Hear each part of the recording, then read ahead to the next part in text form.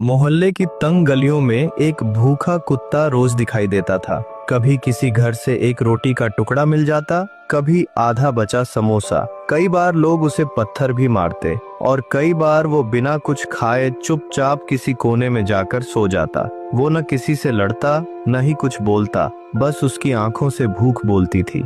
सर्द रातों में उसका कांपता शरीर और उसका भूखा पेट उसे इंसानों से ज्यादा भगवान के करीब कर देता। एक दिन उसकी भूख हद से ज्यादा बढ़ गई। पूरा दिन बीत गया, किसी ने कुछ नहीं दिया।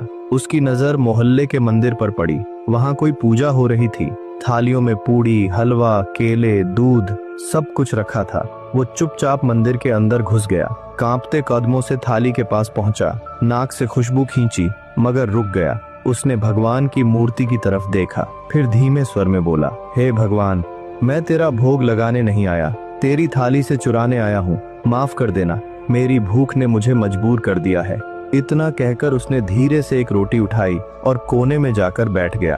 उसकी आंखों में सच्ची भूख थी और दिल में डर कि कहीं भगवान भी गुस्सा न हो जाए। लेकिन तभी किसी ने महसूस किया, भगवान की मूर्ति की आंखों से एक बूंद आंसू टपक पड़ा, जैसे खुद भगवान कह रहा हो, तू आया मेरे पास, यही मेरा सबसे बड़ा प्रसाद है। अगले दिन से मंदिर के पुजारी ने रोज उसके लिए एक कटोरी दूध और कुछ खाने को रख दिया। अब वो कुत्ता भोग नहीं चुराता, क्योंकि भगवान ने उसका हिस्सा उसे दे दिया। प्यारे दोस्तों, इस कहानी से हम सीख सकते हैं, असली पूजा और सच्ची श्रद्धा किसी भूखे को खाना खिलाने में है। अगर आपकी भी स्ट्रीट डॉग के लिए दिल में फीलिंग्स है